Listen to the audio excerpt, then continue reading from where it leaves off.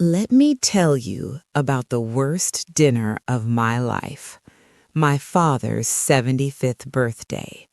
The whole family gathered at his mansion, crystal chandeliers, silver cutlery, wine that costs more than most people's rent. After dessert, my brother Richard stood up. He tapped his glass with a spoon.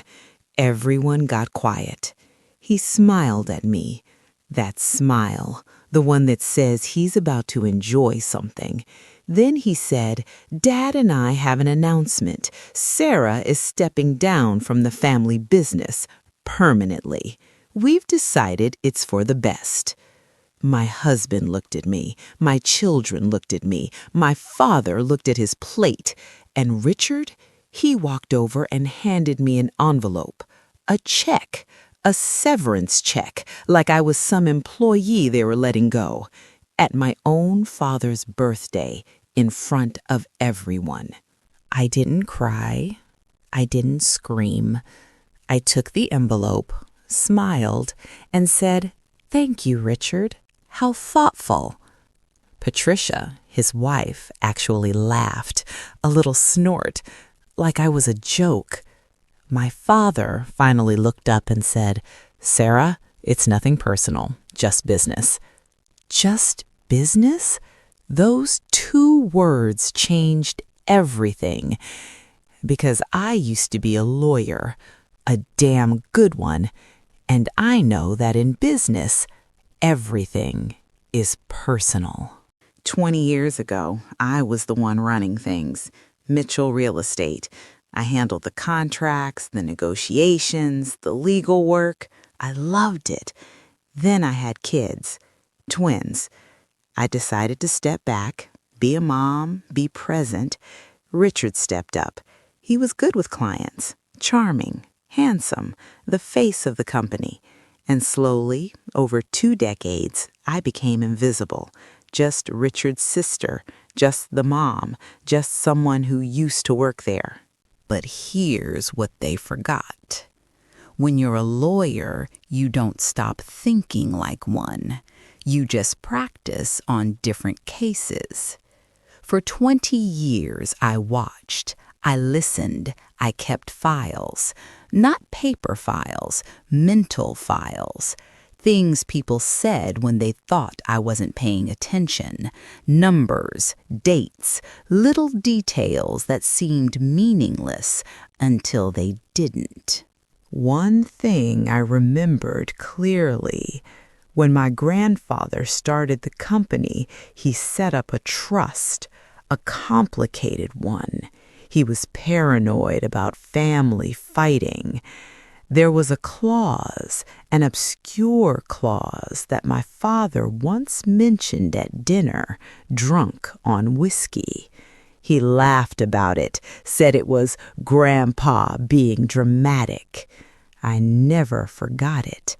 I looked it up the next day at the library, photocopied it, kept it in a drawer for 15 years, just in case.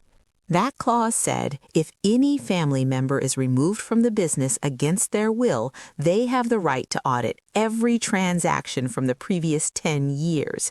And if any impropriety is found, the entire company goes into receivership until resolved. Receivership means a court takes over. No one controls anything. Not Richard, not my father, not anyone. I had never mentioned it, not once, because I hoped I'd never need it. After that birthday dinner, I went home. I sat at my kitchen table. My husband asked if I was okay. I said I was fine. He didn't believe me. But he also didn't push. That's the thing about being invisible. People stop asking questions. I went to my drawer, pulled out that old photocopy, and I smiled. For the first time all night, I actually smiled. The next morning, I called an old colleague, a forensic accountant, someone who owed me a favor from 20 years ago. I said, "I need you to look at some numbers, quietly." He said, "Sarah, "What are you doing?" I said, "Just business." He laughed. He knew exactly what that meant. 3 weeks later, he called me back. "Sarah," he said, "you need to sit down." I was already sitting. "Tell me." He said, "Richard has been skimming for years. Creative accounting, shell companies, money moving to accounts that shouldn't exist. About $4 million over 8 years. Your father's signature is on some of the approvals, but I don't think he knew what he was signing." I thanked him, hung up, and poured myself a glass of wine, the good stuff I save for special occasions. I didn't act immediately. I waited, let them get comfortable, let them think I had accepted my fate. I went to family dinners, I smiled at Patricia's jokes, I asked Richard about his golf game, I played the part perfectly, the invisible sister, the mom who bakes cookies and doesn't understand business. For 6 months, I waited. Then came the announcement. Richard was expanding. Big project, major development. They needed investors. They scheduled a huge party at the country club. Champagne, caviar, the governor was coming. Richard was going to be on the cover of a business magazine. It was his moment, his crowning achievement. And I was invited, of course, as family, as the invisible sister. I RSVP'd yes immediately, and I made a few phone calls. The night of the party was everything Richard wanted. Chandeliers, string quartet, everyone who mattered in the city. Richard gave a speech about vision and legacy.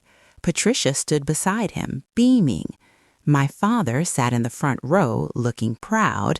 I stood at the back near the bar, holding an envelope. The same envelope Richard had handed me 6 months ago, but this one had different papers inside. When the applause died down, I walked to the front. People parted, confused. Who was this woman? Richard saw me coming. His smile flickered, just for a second.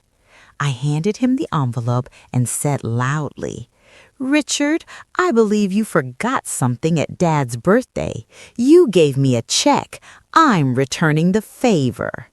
The room went quiet. Patricia's face went pale. Richard opened the envelope.